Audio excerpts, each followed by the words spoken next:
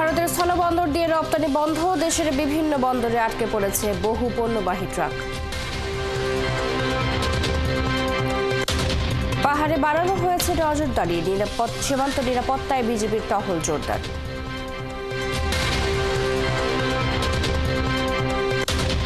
জামালপুরে পাহাড়ি ঢল ও ভারী বৃষ্টিতে তলিয়ে গেছে পাকা ধান, দিশেহারা কৃষক।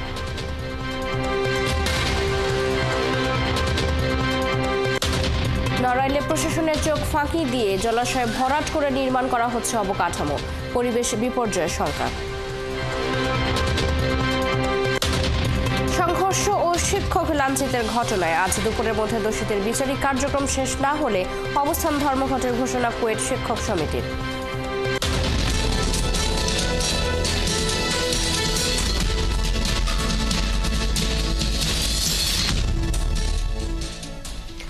স্বাগত দেশযোগে, সাথে আছি চৈতি সরোয়ার।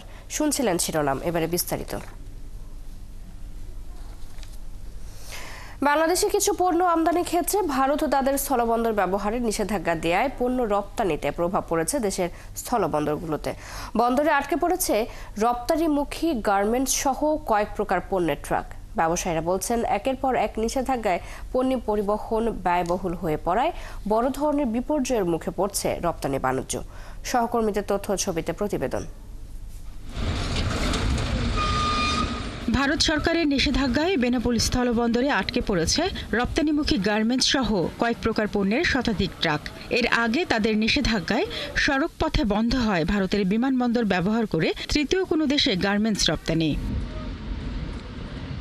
ব্যবসায়ী ও বন্দর সংশ্লিষ্টরা বলছেন, একের পর এক নিষেধাজ্ঞায় পণ্য পরিবহন ব্যয়বহুল হয়ে পড়ায় বড় ধরনের বিপর্যয়ের মুখে পড়ছে রপ্তানি বাণিজ্য। এক্সপোর্টের ক্ষেত্রে নিষেধাজ্ঞা, সেটা উভয় ব্যবসায়ী বাংলাদেশ এবং ইন্ডিয়ায় দুইজনের ক্ষতিগ্রস্ত হবে। 36টি গার্মেন্টস সামগ্রী ট্রাক এসে বেনাপোল বন্দরে অবস্থান করছে। ভারত সরকার নিষেধাজ্ঞার কারণে এগুলো বর্তমানে আটকে আছে, আর আটকে থাকার কারণে আমাদের অনেক ব্যবসায়ীদের ক্ষতি হচ্ছে এবং বাংলাদেশ সরকারের রাজস্ব আছে। এদিকে ব্রাহ্মণবাড়িয়ার আখাউড়া স্থলবন্দরে সয়াবিন তেল নিয়ে অপেক্ষা করছে 7টি গাড়ি। ব্যবসায়ী ও বন্দর সংশ্লিষ্টরা জানান, প্রতিদিন প্রায় 40 লাখ টাকার প্রক্রিয়াজাত খাবার, পিভিসি সামগ্রী, প্লাস্টিক সামগ্রী, তুলা এবং ফলের জুস রপ্তানি হয় এই বন্দর দিয়ে। আর তাই রপ্তানি বন্ধ হলে বন্দরের রপ্তানি আয় কমবে অনেক গুণ। তবে স্থলবন্দর কর্তৃপক্ষ জানায়, নিষেধাজ্ঞার খবর পেলেও দাপ্তরিক কোনো চিঠি পাননি তারা। রবিবার তুলনামূলক এক্সপোর্ট কম হয় রবিবারে, তারপর আজকে মাছের গাড়ি ছিল, মাছ এক্সপোর্টের সয়াবিন তেলের গাড়ি কিছু আছে, ওগুলো যাবে।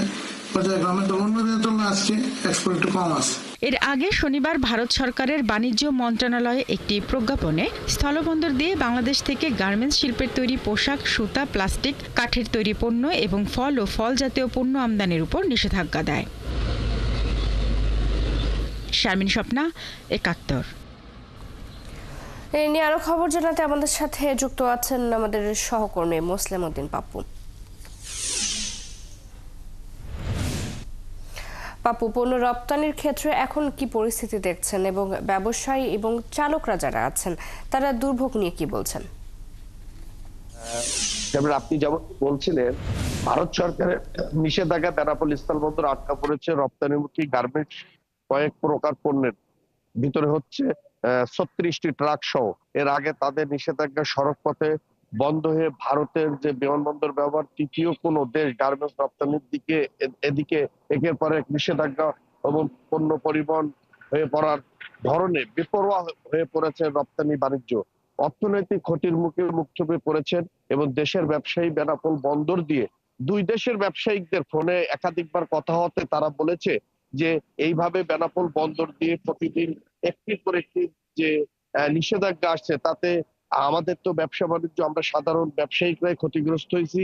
দুই দেশ তো ব্যবসায়িক ক্ষতিগ্রস্ত হচ্ছে, সেই সাথে আবার সাধারণ ব্যবসায়িকরা ক্ষতিগ্রস্ত হচ্ছে। এবং বেনাপোল বন্দর দিয়ে আপনাকে একটু বলি, বেনাপোল বন্দর দিয়ে প্রতিদিন 250 থেকে 300 ট্রাক ধরনের রপ্তানি হতো বিগত আমলে, যার মধ্যে প্রায় শতাধিক ট্রাক পণ্য গার্মেন্টস শিল্প তৈরি পোশাক ছিল।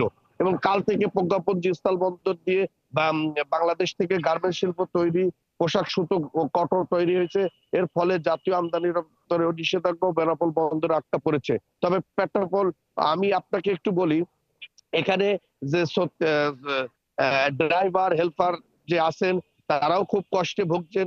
এখানে তাদের এখানে এক একজনা প্রায় আমি যেটা তাদের জিজ্ঞাসাবাদ করলো যে ভাই আমাদের কি আর মুক্ত কবে হবে, এভাবে কষ্টে আমরা কতদিন এইভাবে টার্মিনালে পড়ে থাকবো। এদিকে আপনার কোর্টের বাইরেও বিভিন্ন জায়গায় সরানো সিট হলো এখানে ওখানে প্রায় 50 থেকে 60টি গাড়ি রাখা আছে। আর আমি পেট্রাপোলের স্টাফ ওয়েলফেয়ার অ্যাসোসিয়েশনের সাধারণ সম্পাদক শ্রী কার্তিক চন্দ্র বোসের সাথে একাধিকবার যোগাযোগ করতে আজকে চেয়েছিলাম সকালে, কিন্তু তিনি ফোনটি না ধরার কারণে আপনাকে কোনো যে মীমাংসা হয়েছে কিনা, গতকালকে একটা বসার কথা ছিল ভারতে, সেটা হয়েছে কিনা এখনো পর্যন্ত আমার কাছে এই পর্যন্ত খবর আমি দিতে পারছি না।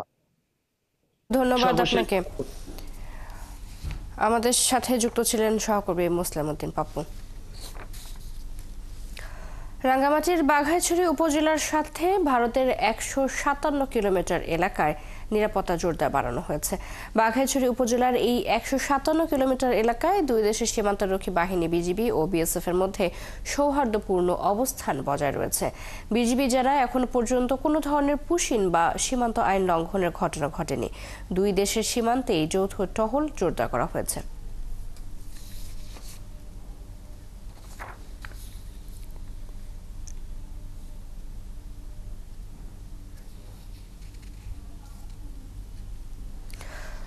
পাহাড়ের বিভিন্ন এলাকাতেও রয়েছে সতর্ক থাকার নির্দেশনা। রাঙ্গামাটির সাজেক এলাকার সে খবর জানাতে আমাদের সাথে যুক্ত আছেন এই মুহূর্তে সহকর্মী ওমর ফারুক সুমন। সুমন, দেশের বিভিন্ন জেলার সীমান্ত এলাকার পরিস্থিতি অনেকটা একই রকম আমরা যেটা দেখছি। এই পরিস্থিতিতে রাঙ্গামাটির সাজেকে কি অবস্থা দেখছেন সেখানে?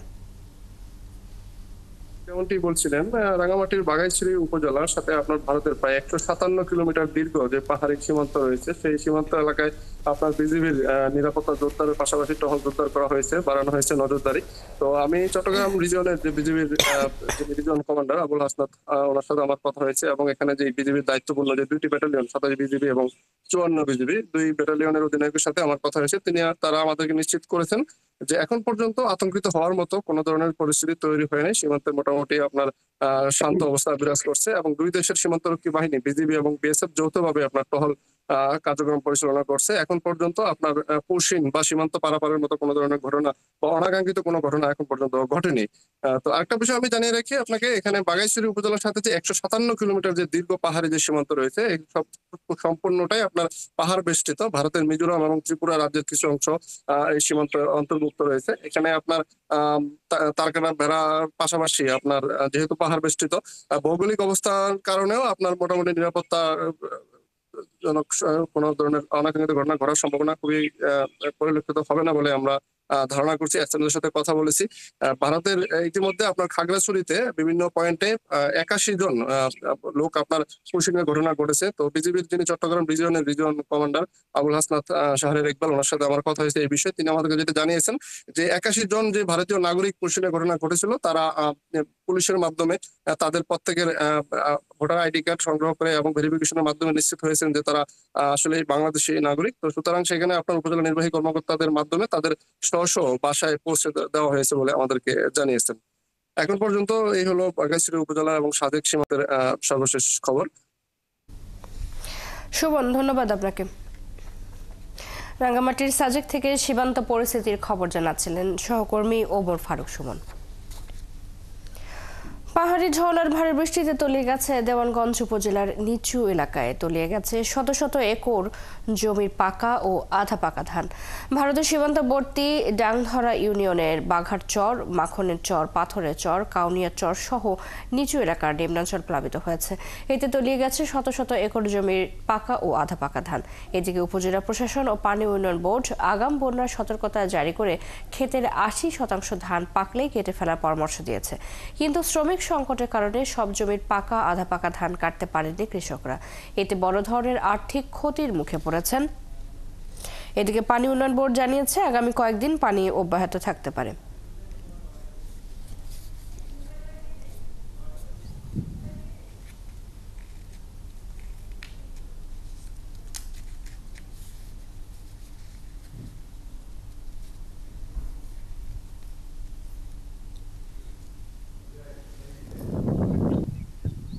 আনুষ্ঠান হাতে কত কাটছে কত তলিয়ে গেছে গাড়িটা আনছে না, খুব কষ্ট লেগেছে। পানির তলাইছে কাটাটা কিবা কাম কাটার সমস্যা, কাটা তো যেতেছে না পানি মেরে কমাই কাটবো কন এই ডুবি গেল গা এখনকার কামলা ব্যবহারে কাটতে পামছে না, এখন ও ভাই কি কামলাও তো পামছে না। কি করবো নাঙ্গল তো হবে বুঝি হচ্ছে বন্যা পানি ক্ষতি হয়ে গেল তলায় গেল গা। এ নিয়ে আরো খবর জানাতে আমাদের সাথে জামালপুর থেকে যুক্ত আছেন সহকর্মী আনসারি সুমন। সুমন, জানাবেন যে ক্ষতিগ্রস্ত কৃষক যারা রয়েছেন তারা কি বলছেন এই বিষয়ে, এবং শ্রমিক সংকটের কারণে যে ধান কাটতে পারছেন না কৃষকরা, এই নিয়ে প্রশাসনের কোনো উদ্যোগ রয়েছে কিনা? চৈতি, আপনাকে ধন্যবাদ। মূলত এই মৌসুমের শুরু থেকে সারা জেলা জুড়েই কিন্তু শ্রমিক সংকট চলছে। আপনি জেনে থাকবেন যে জামালপুরে 12 থেকে 1400 টাকা, কিছু কিছু জায়গায় তার চেয়ে বেশি মূল্যে ধান কাটা শ্রমিক সংগ্রহ করতে হয়েছে স্থানীয় কৃষকদের। সেই হিসাবে সীমান্তবর্তী ডাংধরা এলাকাতেও সেখানেও কিন্তু শ্রমিকের সংকট ছিল। সম্প্রতি যখন পাহাড়ি ঢলে এই অঞ্চলের নিচু জমিগুলো যখন ফসল তলিয়ে যায়, তখন কিন্তু ধান কাটার প্রয়োজনীয়তাটা একেবারেই শুরু হয়ে যায়। যেখানে কৃষকরা নিয়মিতভাবে ধান কাটে, কিন্তু পানিতে তলিয়ে যাওয়ার কারণে এই অঞ্চলের কৃষকদের কিন্তু দ্রুত সময়ের মধ্যেই ধান কাটতে হচ্ছে। সেই কারণে এইখানকার শ্রমিকদের সংকটটা একেবারে প্রকট আকার ধারণ করেছে। তারা বাড়তি টাকা দিয়েও কিন্তু শ্রমিক সংগ্রহ করতে পারছেন না। স্থানীয় যারা প্রতিবেশী আছে বা আত্মীয় স্বজন আছে তাদের কাছ থেকেও কিন্তু ধান কাটার সহায়তা নিচ্ছেন স্থানীয় কৃষকরা। তবে উপজেলা প্রশাসন, স্থানীয় কৃষি বিভাগ কৃষকদের সাথে থেকেই কিন্তু মাঠে কাজ করছে। গত কয়েকদিন যাবতই উপজেলা কৃষি বিভাগ মাঠ পর্যায়ে কৃষকদের 80% পাকা ধান কাটারও পরামর্শ দিচ্ছেন, এবং স্থানীয় উপজেলা প্রশাসনের পক্ষ থেকে কৃষকদের বারবার তাগদা দেওয়া হচ্ছে যে যাদের ধান 80% পর্যন্ত পেকেছে তারা যেন ধান কেটে নিয়ে যায়। কারণ গত 2-3 দিন যাবত কিন্তু সীমান্ত এলাকা সহ সারা জেলা জুড়েই মাঝারি থেকে ভারী বৃষ্টিপাত হচ্ছে, এবং আগামী আরো 2-3 দিন সেই বৃষ্টিপাতের পূর্বাভাস রয়েছে। এবং পানি উন্নয়ন বোর্ডের পক্ষ থেকে যেটি বলা হচ্ছে যে উজানে পাহাড়ি ঢোলের কারণে নদ নদীর পানিগুলো বাড়ছে, সেই হিসাবে নিচু জমির যে পানিগুলো সেগুলো কিন্তু খুব দ্রুত সময়ে নেমে যেতে পারছে না, কারণ প্রতিদিনই বৃষ্টি হচ্ছেই। সেই অবস্থায় আসলে স্থানীয় কৃষকরা যেটি বলছেন, তারা তাদের সর্বোচ্চ চেষ্টা করছেন যেন তারা তাদের ধানগুলো অন্তত কেটে ঘরে তুলতে পারেন। কিন্তু একদিকে শ্রমিক সংকট, আরেকদিকে যেসব জমিতে পানি জমেছে সেই জমিগুলোর ধান কাটা কিন্তু কষ্টসাধ্য।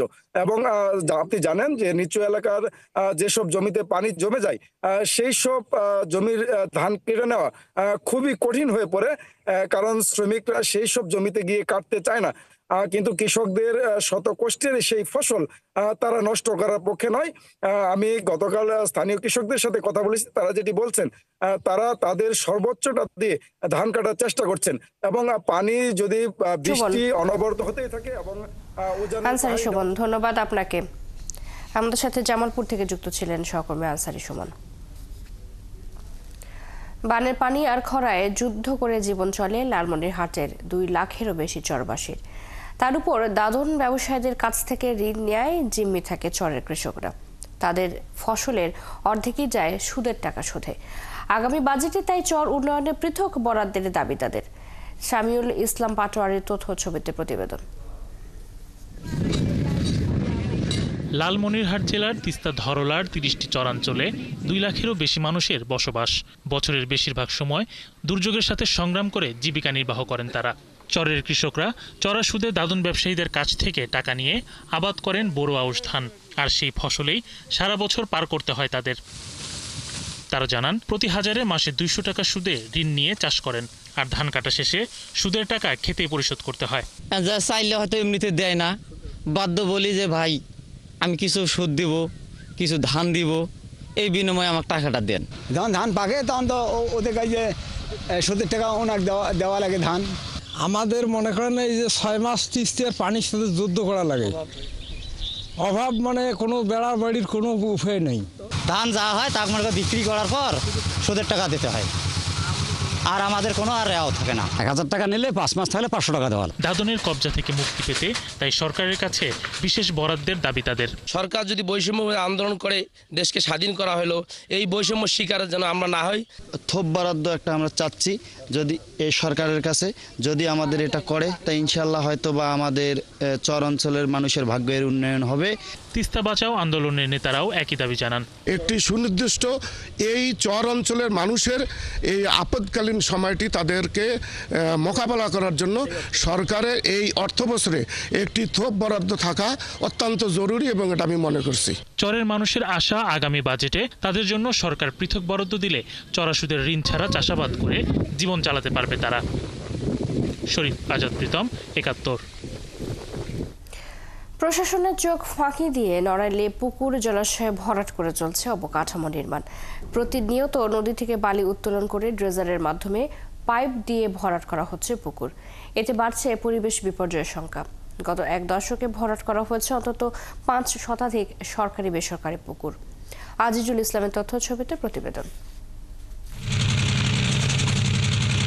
নদী থেকে বালি উত্তোলন করে ড্রেজারের মাধ্যমে পাইপ দিয়ে চলছে জলাশয় ভরাট। এলাকার লোকজন বলছেন গত 1 দশকে ভরাট করা হয়েছে অন্তত 5 শতাধিক সরকারি বেসরকারি পুকুর। এরকমভাবে যদি পুকুর ভরাট বন্ধ না করা হয় আগামীতে অনেক বেশি ঝুঁকিতে চলে যাবে বর্তমান প্রজন্ম। বিশ্ব যে উষ্ণতা যা জায়গায় যাচ্ছে, এই জায়গাগুলো যদি আমরা এই আইনগুলো যদি যথাযথভাবে পালিত না হয় তাহলে আমরা একটি চরম কি বলবো বিবাদগ্রস্তের মধ্যে পড়ব। পুকুর না থাকায় এর মধ্যে চিত্রা নদীতে গোসল করতে নেমে মারা গেছে অন্তত 10 জন শিশু। অভিযোগ এলাকাবাসীর। মূল কথা হলো আমার ছেলে মেয়েদের সাঁতার শেখানোর কোনো জায়গা নাই। পরিবেশের ক্ষেত্রেও পুকুর অনেক একটা সুন্দর ভূমিকা রাখে। আগুন ধরলে পানির অভাবে আগুন নেভাতে বিপাকে পড়তে হয় বললেন ফায়ার সার্ভিসের কর্মকর্তারা। এক্ষেত্রে আমাদের যাতে নতুন করে আর কোনো জলাশয় বা পুকুর যাতে ভরাট না হয়, এই স্থানীয় প্রশাসন আছে, জেলা প্রশাসক মহোদয় এবং পৌরসভার পক্ষ থেকে, ইভেন আমরা ফায়ার সার্ভিসের পক্ষ থেকে আমরা যতদূর পারে আমরা প্রশাসনকে সহযোগিতা করব যাতে নতুন করে আর কোনো পুকুর বা জলাশয় যাতে ভরাট। জেলা প্রশাসক জানান গত কয়েক বছরে বেশ কয়েকটি জলাশয় ভরাট হয়ে গেছে।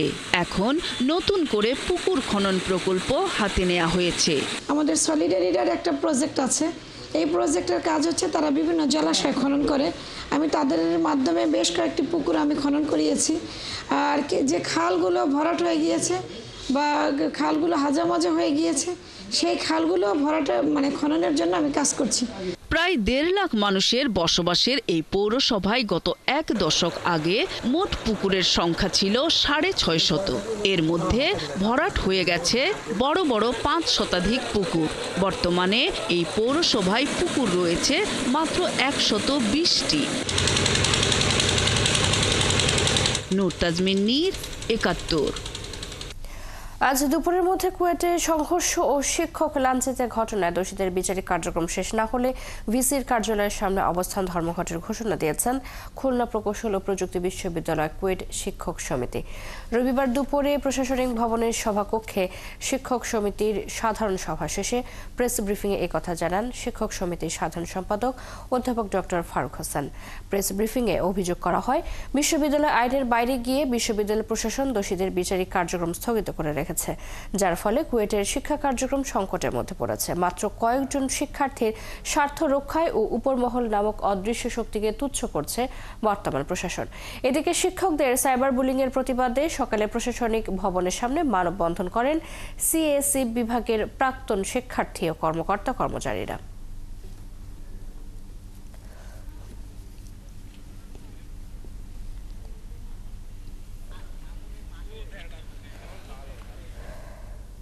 দাবি অনুযায়ী উপযুক্ত ব্যবস্থা গ্রহণ করে শিক্ষার পরিবেশ তৈরি করতে না পারলে বিশ্ববিদ্যালয় ক্যাম্পাসে সুষ্ঠু পরিবেশ ফিরিয়ে আনা সহ দ্রুত ক্লাস শুরু করার দাবিতে আগামীকাল দুপুর 12 ঘটিকায় শিক্ষকবৃন্দ ভাইস চ্যান্সেলর মহোদয়ের কার্যালয়ে অবস্থান কর্মসূচি পালন করবে। বগুড়া শেরপুরের প্রাথমিক বিদ্যালয়ের নামে দান করা জমিতে নির্মাণ স্কুল ভবন সরিয়ে নির্মাণ করা হচ্ছে মাছের আড়ত, তাও প্রশাসনের নাকের ডগায়। রণবীরবালায় এই আড়ত বসিয়েছে একটি চক্র। শিক্ষাবিরোধী এই কাণ্ডে চারিদিকে নিন্দার ঝড় উঠলেও মাছ ব্যবসায়ীদের একাংশ দেখাচ্ছেন নানা যুক্তি। তার চেয়ে বড় কথা, আড়ত নির্মাণে ব্যবসায়ীদের সাথে যুক্ত হয়েছেন খোদ প্রধান শিক্ষকও। যদিও স্কুলের জমিতে আড়ত নির্মাণ বন্ধে জেলা প্রশাসক কঠোর হুঁশিয়ারি দিয়েছেন। এস.এম. আবু সাইদের প্রতিবেদন, ছবি তুলেছেন মাসুদ বাবু। শেরপুরের রণবীরবালা এলাকায় দরিদ্র পরিবারের সন্তানদের শিক্ষা নিশ্চিত করতে 2004 সালে গ্রামবাসীর উদ্যোগে প্রতিষ্ঠিত হয় একটি বেসরকারি প্রাথমিক বিদ্যালয়। বছর দুয়েক পর সড়কের দুই পাশে 15 ও 21 শতক পরিমাণ দুটি পৃথক জমি স্কুল নির্মাণের জন্য দেয় এলাকার একজন দাতা। এখন সরকারি উদ্যোগে স্কুল নির্মাণ না হওয়ার অজুহাতে স্কুলের সেই জমিতে মাছের আড়ত নির্মাণ করতে মরিয়া হয়ে উঠেছে একটি চক্র। প্রশাসনের নিষেধাজ্ঞা থাকা সত্ত্বেও এরই মধ্যে স্কুল ভবন সরিয়ে নেওয়া হয়েছে। কেন এমন সিদ্ধান্ত জানতে চাইলে সাংবাদিকদের উপরেই দলগতভাবে চড়াও হন ওই চক্রের লোকজন। আমাদের বেচাকেনা সকাল 8টার থেকে 9টা পর্যন্ত, আবার মনে করেন 9টার থেকে 10টা 11টা 12টা পর্যন্ত, তারপর শেষ বেচাকেনা। কথা বলছেন সকালবেলা স্কুল চলবে। মনে করেন এলাকার মধ্যে আমাদের কোনো স্কুল নাই, স্কুলের জন্য মুরব্বীরা দিয়ে দিচ্ছে, সেই জিনিসটা মনে করেন তারা নিয়ে যায় মাটি কাটি গরিবের হক। আমাদের ছেলেপেলেরা ওখানে লেখাপড়া করবে, আমরা অবিলম্বে ওইখানে স্কুল স্থাপিত চাই। ব্যবসা যে কোনো জায়গায় করতে পারবে, কিন্তু আমাদের দাবি যে স্কুলটা হোক। এখনো সরকারি বেতন পান না শিক্ষকরা, তাই মাছ ব্যবসায়ীদের এক অংশের এই উদ্যোগে সামিল হয়েছেন খোদ প্রধান শিক্ষকও। নতুন স্থানে দ্রুত পাঠদান শুরু করবেন বলেও জানান তিনি। কারণ জায়গাটা নিচু ছিল, এখানে জায়গাটা বড় আছে, সেই জন্য এখানে জায়গাটা করছি আমরা। ঠিক আছে, সমস্যা নেই। টিও স্যারকে আমরা জানি, তো টিও স্যার জানে, এসিলেন জানে এবং টিওনো স্যারও জানে, সবাই জানে। এদিকে স্কুলের জমি নিয়ে এমন কাণ্ডে হতবাক জমিদাতা। এলাকাবাসীও এ নিয়ে ক্ষোভ জানান। স্কুল তারা প্রতিষ্ঠিত করুক, আমি এটাই চাই। গ্রামের সবাই বলতেছিল যে গ্রামে স্কুল নেই। এরকম অনেকদিন ঘোরাঘুরি পরে, প্রায় বছর 5-6 ঘোরাঘুরির পরে আমি রাজি হয়েছি। স্কুল নির্মাণ নিয়ে কথা বলতে চাইলে নানা দাপ্তরিক কাজে জটিলতা দেখান উপজেলা নির্বাহী কর্মকর্তা। জেলা প্রশাসক জানান স্কুলের পক্ষে তিনি কঠোর অবস্থান নেবেন। তারা জায়গা জমি দান করেছিল, তারা যেহেতু আমি জেনেছি যে তারা আমাদের সংশ্লিষ্ট দপ্তরকে অবহিত না করেই তাদের নিজ উদ্যোগে তারা এই জায়গাটা দান করে। এই জায়গাটা আমরা প্রতিটি থাকবে, যেহেতু সেটা মহাপরিচালক বরাবর দানকৃত, এখানে কোনো আরো প্রতিষ্ঠা আমরা অন্তত লিখিতভাবে কোনো অনুমতি দেওয়া হবে না। স্কুলের জায়গা যেই দেখ না কেন, যেখানে বাচ্চারা পড়ে স্কুলে যায়, সেই জায়গাটা এক্সিস্টিং থাকবে। মাছের ব্যবসা যারা করবে তারা সরে যাবে, তারা বিকল্প জায়গা দেয়। এই মুহূর্তে স্কুলের শিক্ষার্থী রয়েছে প্রায় 1.5 শতাধিক। জমির টানপোড়েনে তাদের লেখাপড়াও ব্যাহত হচ্ছে। এস.এম. আবু সাইদ, 71, বগুড়া। কাগজে আছে প্রকল্প, কিন্তু বাস্তবে নেই। এজন্য কাজের গরু কাগজে আছে, গোয়ালে নেই। নাটোর সদর উপজেলার 2023-24 অর্থ বছরের টিআর কাবিখা বরাদ্দের বেশিরভাগ প্রকল্পেই কোনো কাজ না করে টাকা আত্মসাৎ করেছে সংশ্লিষ্টরা। কাজ ছাড়াই এসব প্রকল্পের বিল ছাড় দিয়েছেন উপজেলা নির্বাহী অফিসার আর জেলা প্রশাসক। বুলবুল আহমেদের অনুসন্ধানী প্রতিবেদন। নাটোর সদর উপজেলার তেবাড়িয়া ইউনিয়নের চন্দ্রকলা গ্রামের ঢালাই রাস্তা নির্মাণ ও সংস্কারের জন্য বরাদ্দ দেওয়া হয় 3.11 মেট্রিক টন গম। কাজ শেষ দেখিয়ে পুরো টাকা তুলেও নিয়েছেন প্রকল্প বাস্তবায়ন কমিটি, কিন্তু সরেজমিনে দেখা যায় সেই কাজের কিছুই হয়নি। ভাটার রাবিশ 2 টলি নিয়ে এসে ঢালি দিচ্ছে, দিয়ে এই পর্যন্তই, তাও সমানও করে দেয়নি, আমার লেবার দিয়ে করে নিয়েছে, যত যাতায়াত করতে অসুবিধা। আমরা ভালোভাবে রাস্তা হলে আমরা জন্য আমারও উপকার, মানুষের জন্য উপকার। ধরেন গোটা এখানে গোটা মাঠে ফসলের পর দিয়ে যাবে। প্রকল্প বাস্তবায়ন কমিটির সভাপতি এবং স্থানীয় ইউপি সদস্য অভিযোগ করেন, তাকে দিয়ে শুধু স্বাক্ষর করিয়ে প্রশাসনের যোগসাজশে টাকা তুলে নিয়েছে চেয়ারম্যানের লোকজন।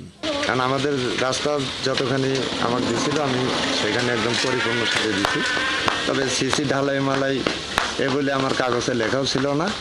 একই অবস্থা ওই ইউনিয়নের কৈগারি গ্রামের। এই গ্রামে 4টি এইচবিবি সড়কের 2টি হয়েছে, আর 2টির কোনো খোঁজ মেলেনি। এমনকি মসজিদ, মন্দির, কবরস্থানের নামে বরাদ্দ টাকাও আত্মসাৎ হয়েছে। এইচবিবি রাস্তা 3টা বাজেট হয়েছিল, তার মধ্যে 2টা হয়েছে, একটা হয়নি। মসজিদের টাকা মাইরে খাওয়া লিখছে, এটা বিশাল একটা ব্যাপার। এরকম ধরনের ঘটনা কোথাও কোনোদিন শুনিনি। মসজিদের কাজ ওরা কোনো কাজ করেনি, শুধু খালি একটা মাইক কিনছে। এর বরাদ্দ কিন্তু টাকা এসছে, কিন্তু এই টাকাগুলো কোথায় গেল, কি হলো, এটার আমরা কোনো খোঁজ খবর পেলাম না, কিন্তু আমরা রাস্তা পাই নাই। এর বাইরেও শুধু তেবাড়িয়া ইউনিয়নেই কাজ হয়নি আরও অনেক প্রকল্পের।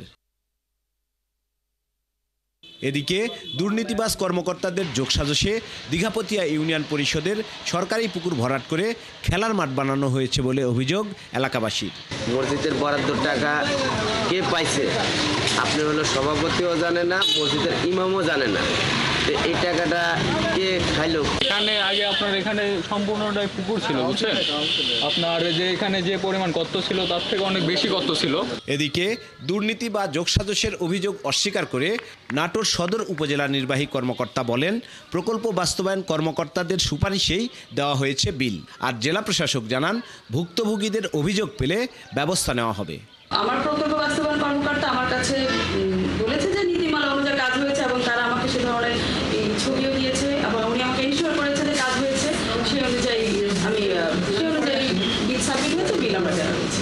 এই ধরনের অভিযোগ পেলে আমরা যথাযথ কর্তৃপক্ষকে এটার বিষয়ে অবগত করব এবং কাজ যদি সত্যি না হয়ে থাকে এর সাথে রিলেভেন্ট যারা আছে তাদের বিরুদ্ধে যাতে ব্যবস্থা নেওয়া হয় সে বিষয়ে ঊর্ধ্বতন কর্তৃপক্ষকে জানানো। এর আগেও নাটোর সদর উপজেলা নির্বাহী কর্মকর্তার বিরুদ্ধে এডিপি প্রকল্পের ৬০ লাখ টাকা আত্মসাতের খবর প্রচার হয় ৭১ টিভিতে। এরপর তড়িঘড়ি করে সেই কাজ করলেও শাস্তিমূলক কোনো ব্যবস্থা নেয়নি কর্তৃপক্ষ। বুলবুল আহমেদ, ৭১, নাটোর। যশোর আদালত চত্বর থেকে জুয়েল খান নামে হত্যা মামলার এক আসামি পালিয়ে গেছে। যশোর আদালতের পুলিশ পরিদর্শক রুকসানা খাতুন জানান, বাঘারপাড়া থানার একটি হত্যা মামলায় ২০২১ সাল থেকে জুয়েল কারাগারে বন্দী ছিল। রবিবার দুপুরে বিচারাধীন ওই মামলায় যুক্তিতর্কে উপস্থাপনের ধার্য দিন থাকায় তাকে আদালতে পাঠানো হয়। পরে আসামিদের হাজতখানায় নেওয়ার জন্য আদালত থেকে বের করে আনার সময় কৌশলে পালিয়ে যায় জুয়েল। এদিকে যশোরের অতিরিক্ত পুলিশ সুপার নুরি আলম সিদ্দিকী জানান, আসামি আজকে পুলিশের অভিযান চলছে। এছাড়া এই ঘটনায় ৩ সদস্য বিশিষ্ট তদন্ত কমিটি করা হয়েছে।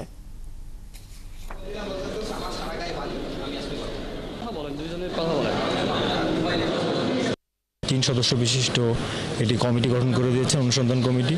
এই কমিটির কাজ হবে তার দায়িত্ব নিরূপণ করা এবং অবহেলা থাকলে সেটি পুঙ্খানুপুঙ্খভাবে তুলে ধরা এবং ৩ কার্য দিবসের মধ্যে এই প্রতিবেদন দিতে বলা হয়েছে এবং প্রতিবেদন প্রেক্ষিতে পরবর্তীতে এই তার অবহেলাজনিত বিষয়ের ক্ষেত্রে পরবর্তী বিভাগের ব্যবস্থা গ্রহণ করা হবে। ঝিনাইদহের হরিণাকুণ্ড উপজেলা পোড়াহাটি বাজারে মাছ বিক্রি নিয়ে ২ দল গ্রামবাসীর সংঘর্ষে ৪০ জন আহত হয়েছে। হরিণাকুণ্ড থানা ভারপ্রাপ্ত কর্মকর্তা এম এ রৌফ খান জানান, শনিবার বিকেলে হরিণাকুণ্ডুর চরপাড়া বাজারে মাছ কেনাবেচা নিয়ে চরপাড়া ও শৈলকুপা উপজেলার মাইলমারি গ্রামের লোকজনের মাঝে কথা কাটাকাটি হয়। এরপর রবিবার সকালে পোড়াহাটি মাধ্যমিক বিদ্যালয়ের মাইলমারি গ্রামের 2 ছাত্রকে স্কুল থেকে ডেকে নিয়ে মারধর করে চরপাড়া গ্রামের 3 জন ছাত্র। এরই জেরে 2 গ্রামের লোকজন পোড়াহাটি বাজারে দেশীয় অস্ত্র নিয়ে সংঘর্ষে জড়িয়ে পড়ে। খবর পেয়ে পুলিশ ও সেনাবাহিনী ঘটনাস্থলে পৌঁছে পরিস্থিতি নিয়ন্ত্রণে আনে।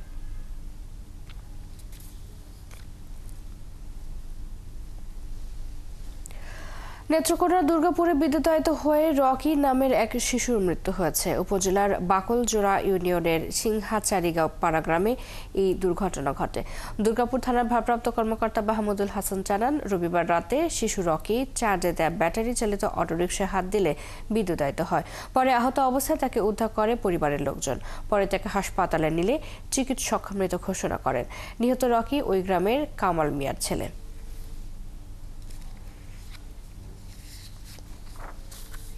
হবিগঞ্জে অনুমোদন না থাকায় নিউ লাইফ ডায়াগনস্টিক সেন্টার নামে একটি প্রতিষ্ঠানকে সিলগালা করেছে প্রশাসন। রবিবার দুপুরে গোপন সংবাদের ভিত্তিতে যৌথভাবে সেখানে অভিযান চালায় প্রশাসন ও স্বাস্থ্য বিভাগ।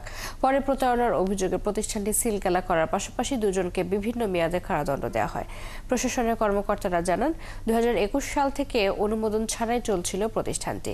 ল্যাব টেকনোলজিস্ট না থাকা সত্ত্বেও চালানো হচ্ছিল গুরুত্বপূর্ণ মেডিকেল টেস্ট।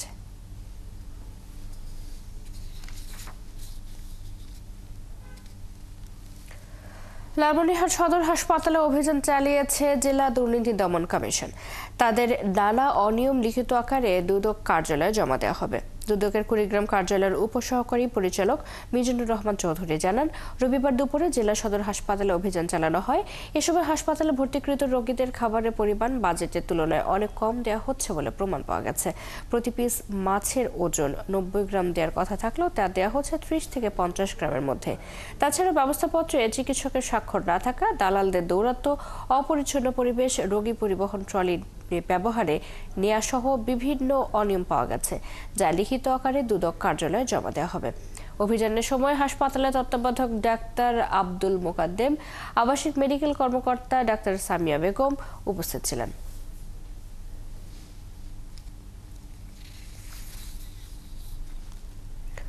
শেরপুরের নকলায় অবৈধভাবে নকল প্রসাধনী তৈরির অভিযোগে এবং বৈধ কাগজপত্র না থাকায় এক প্রতিষ্ঠানকে সিলগালা করেছে ভ্রাম্যমাণ আদালত। রবিবার বিকেল থেকে সন্ধ্যা পর্যন্ত উপজেলার গড়ের গাঁও পিছলাকুড়িতে Polin cosmetics and herbal product নামে ওই প্রতিষ্ঠানে অভিযান চলে।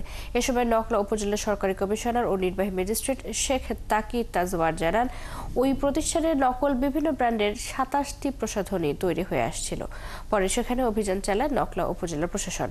এ সময় প্রসাধনী তৈরির বৈধ অনুমোদন ও মান নিয়ন্ত্রক কর্তৃপক্ষের ছাড়পত্র না থাকা এবং নকল ব্র্যান্ডের প্রসাধনী উৎপাদন করায় প্রতিষ্ঠানটি সিলগালা করা হয়। পাশাপাশি বিপুল পরিমাণ নকল প্রসাধনী জব্দ করা হয়।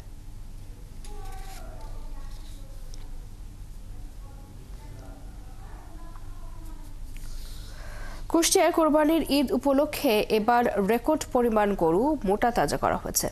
এবছর জেলার খামারি ও কৃষকরা প্রায় 2 লাখ গরু, মহিষ, ছাগল ও ভেড়া কোরবানির জন্য প্রস্তুত করেছে। এবছর তারা গতবারের লোকসান কাটিয়ে ওঠার স্বপ্ন দেখছেন, পাশাপাশি অনুরোধ করেছেন চোরাচালান প্রতিরোধের। শাহিন আলীর তথ্য ছবিতে প্রতিবেদন। কোরবানির ঈদ উপলক্ষে কুষ্টিয়ার প্রায় প্রত্যেক বাড়িতে কৃষক ও খামারিরা গরু পালন করে কম দামে গরু কিনে মোটা তাজা করে। এসব গরু চলে যায় ঢাকা ও চট্টগ্রামে। এবার তারা স্বপ্ন দেখছেন গতবারের লোকসান কাটিয়ে লাভের মুখ দেখার। আমাদের চাই নিরাপদ, ভালো ভালো যাও, ভালো ভালো ঘুরে আসবে, এটা চাই।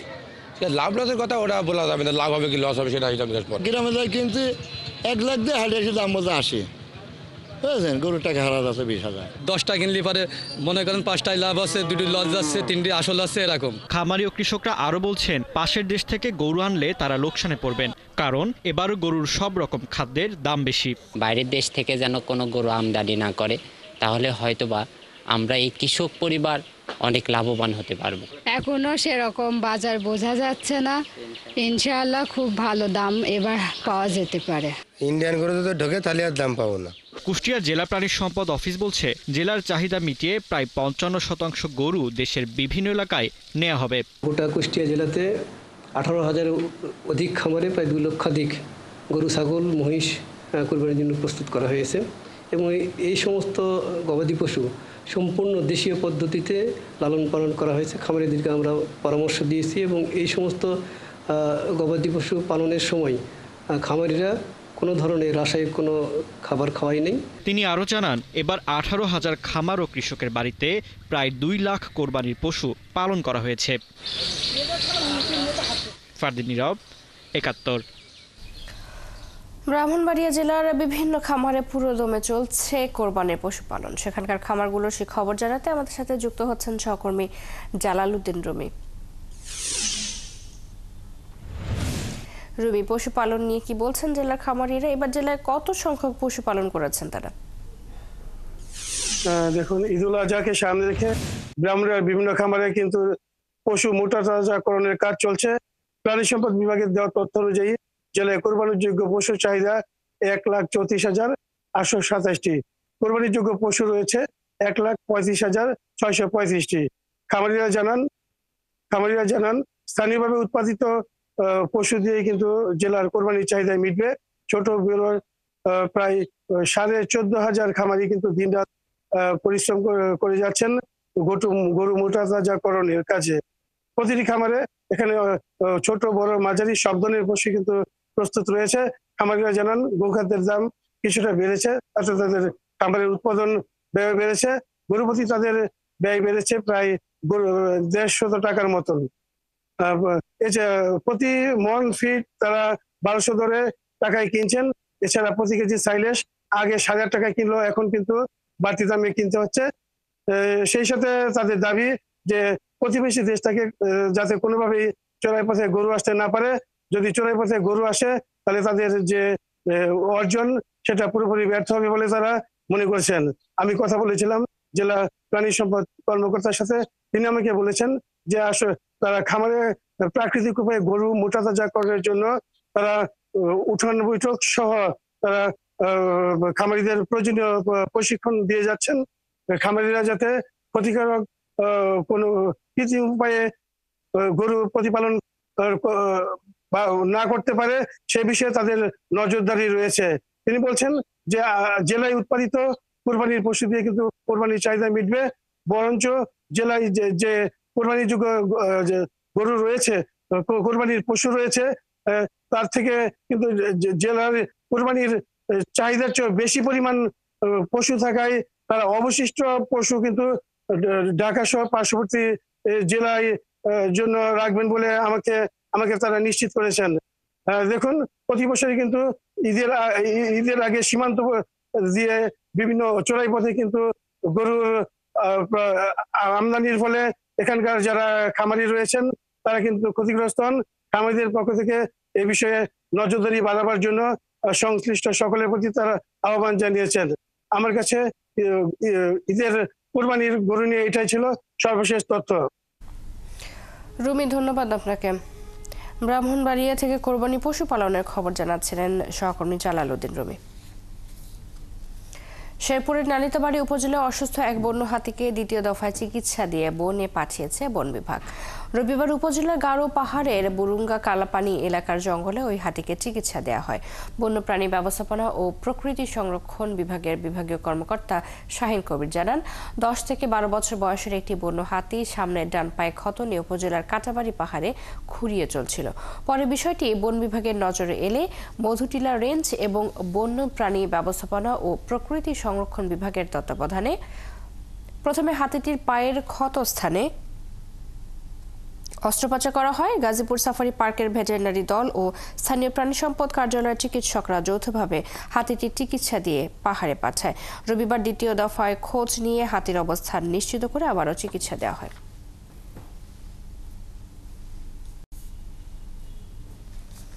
নাটোরে বিএনপি চেয়ারপারসনের সাবেক উপদেষ্টা অ্যাডভোকেট এম রুহুল কুদ্দুস তালুকদার দুলু এবং তার স্ত্রী সাবিনা ইয়াসমিন ছবিকে নিয়ে সামাজিক যোগাযোগ মাধ্যম ফেসবুকে অপপ্রচারের বিরুদ্ধে বিক্ষোভ ও সমাবেশ হয়েছে। রবিবার বিকেলে বড়াইগ্রাম উপজেলা বিএনপি অঙ্গ সংগঠনের ব্যানারে লক্ষ্মীকুল বাজারে বিক্ষোভ মিছিল করেন নেতাকর্মীরা। এরপর সমাবেশে জেলা বিএনপির আহ্বায়ক কমিটির সদস্য নাসিমউদ্দিন নাসিম বলেন, দলে অনুপ্রবেশকারী একটি চক্র বিএনপির ঐক্য ও সুনাম বিনষ্ট করতে অপতৎপরতা চালাচ্ছেন। এসব ষড়যন্ত্রকারীদের কঠোরভাবে রুখে দেওয়া হবে। চলতি সপ্তাহে রুহুল কুদ্দুস তালুকদার দুলু, তার স্ত্রী সাবিনা ইয়াসমিন ছবি এবং ঘনিষ্ঠ নেতাকর্মীদের নিয়ে সামাজিক যোগাযোগ মাধ্যম ফেসবুকে কয়েকটি ফেক অ্যাকাউন্টে একটি ভিডিও ছড়িয়ে দেওয়া হয়। সেখানে তথ্যবিহীন বেশ কিছু অভিযোগ তুলে ধরা হয় দুলু ও তার পরিবারের বিরুদ্ধে।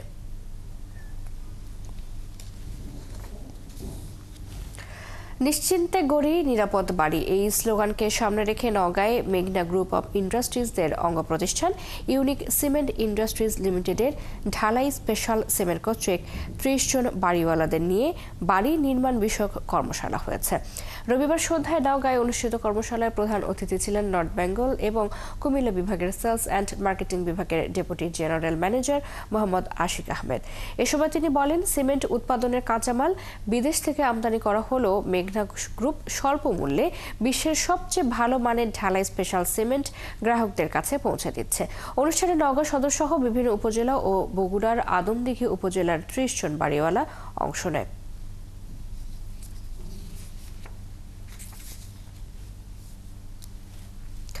গাজীপুরের কাপাসিয়ায় express leather products limited lotto বাংলাদেশের নতুন কারখানার উদ্বোধন করা হয়েছে।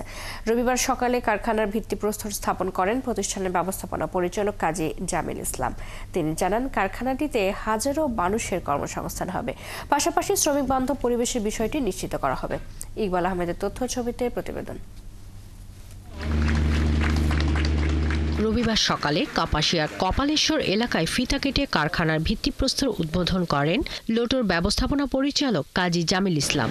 এখানে যদি আপনার বছরের পর বছর বছর যদি আমরা ভিজিয়ে রাখি। পরে তিনি জানান, নতুন এই কারখানায় 2000-এরও বেশি মানুষের কর্মসংস্থান হবে। পণ্য উৎপাদনে অত্যাধুনিক মেশিন ব্যবহার ছাড়াও শ্রমিকদের প্রশিক্ষণের মাধ্যমে দক্ষ জনবল হিসেবে গড়ে তোলা হবে। পাশাপাশি পণ্য রপ্তানি করে দেশে আসবে বৈদেশিক মুদ্রা। সরকারের কাছে আমার একটাই জিনিস বলার হচ্ছে, আমাদের মতো অনেক কারখানা সারা বাংলাদেশে আছে। ইটস নট অনলি শুজ, কারো পণ্য বিদেশে রপ্তানি হয়, তাদেরও যদি এই সুযোগটা দেয় যে এক্সপোর্ট ইনসেন্টিভ, তাহলে আরও বেশি কর্মসংস্থান হবে, আরও বেশি বৈদেশিক মুদ্রা অর্জন হবে, আরও বেশি আমরা এক্সপোর্ট করতে পারবো। কারখানায় নতুন কর্মসংস্থান তৈরি হওয়ায় খুশি এলাকাবাসী। জানান, এটি এলাকার উন্নয়নেও গুরুত্বপূর্ণ ভূমিকা রাখবে। এই জায়গায় ফ্যাক্টরি করাতে অত্র এলাকার কর্মসংস্থান বাড়বে। তো এখানে অনেক লোক বেকার আছে, তো এখানে আমাদের এখানে ফ্যাক্টরিটা হওয়াতে মনে করেন অনেক লোক কাজের সংস্থা করতে পারবো। দূরে গিয়ে কাজ করতে হয়, এখানে কাছে হয়েছে, এই ফ্যাক্টরিটা হওয়ায় আমরা অনেক খুশি। আয়োজকরা জানিয়েছেন, দেশের 120টিরও বেশি আউটলেটে লোটোর পণ্য পাওয়া যাবে, যা হালকা, আরামদায়ক এবং পানিরোধী। 2011 সালে ইতালির নাম্বার 1 স্পোর্টস ব্র্যান্ড লোটো বাংলাদেশে যাত্রা শুরু করে। শাকিলা শম্পা, 71। ঝালকাঠি জেলার প্রিন্ট ও ইলেকট্রনিক মিডিয়ার সাংবাদিক বৃন্দের অংশগ্রহণে বাংলাদেশ প্রেস কাউন্সিল আয়োজিত গণমাধ্যমের অপসাংবাদিকতা প্রতিরোধ এবং বস্তুনিষ্ঠ সংবাদ পরিবেশন শীর্ষক প্রশিক্ষণ কর্মশালা অনুষ্ঠিত হয়েছে। রবিবার বিকেলে ঝালকাঠিতে অনুষ্ঠিত এই কর্মশালার প্রধান অতিথি হিসেবে ছিলেন বাংলাদেশ প্রেস কাউন্সিলের চেয়ারম্যান বিচারপতি AKM আব্দুল হাকিম। এ সময় তিনি বলেন, নিরপেক্ষ দৃষ্টিভঙ্গি গণমাধ্যমের দায়িত্বশীলতাকে প্রতিষ্ঠিত করে, মানুষের মনে আস্থা তৈরি করে। কর্মশালায় জেলার 40 জন সংবাদকর্মী অংশ নেয়।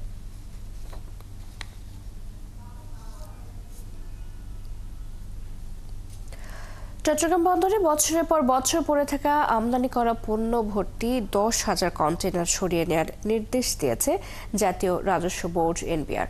এই নির্দেশে তারা বলছেন, বন্দরের নিরাপত্তার জন্য এই কন্টেইনারগুলো ঝুঁকিপূর্ণ।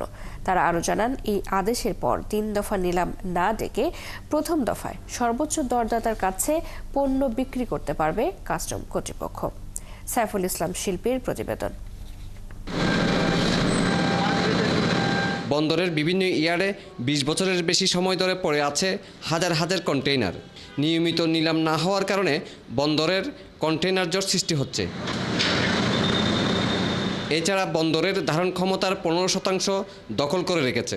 জরাজীর্ণ এইসব কন্টেইনারগুলো বন্দরকে আগুনসহ নানান দুর্ঘটনার ঝুঁকিতে ফেলেছে। কিন্তু আইনি জটিলতা সহ বিভিন্ন কারণে চট্টগ্রাম কাস্টম হাউস শত কোটি টাকা মূল্যের পণ্য বোঝাই এইসব কন্টেইনার নিলাম করতে পারছিল না। এই সমস্ত জটিলতার কারণে এগুলো পড়ে আছে, কোনোভাবে এটা আসলে এই জটিলতা থেকে উত্তরণের অন্য কোনো উপায় নাই। সেই জন্য এই অধ্যাদেশটাই হলো একমাত্র সহজ উপায়, যার মাধ্যমে দ্রুত এগুলো অপারেশন হয়ে যাবে। এবং এগুলো অপারেশন হয়ে গেলে বন্দরের প্রায় 30% আপনার সক্ষমতা বৃদ্ধি পাবে।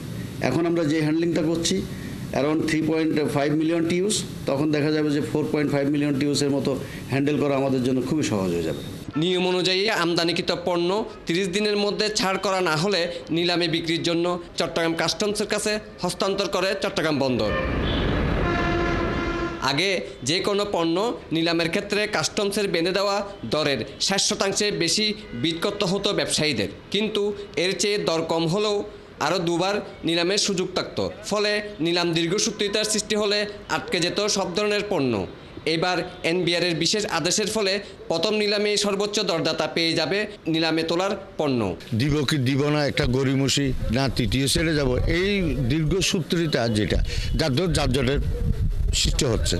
এখন যেহেতু নতুন যে প্রজ্ঞাপন জারি হয়েছে, এটা আমরাও সাধুবাদ জানাই। এটা হচ্ছে পারফেক্ট ব্যবসায়ীদের জন্য।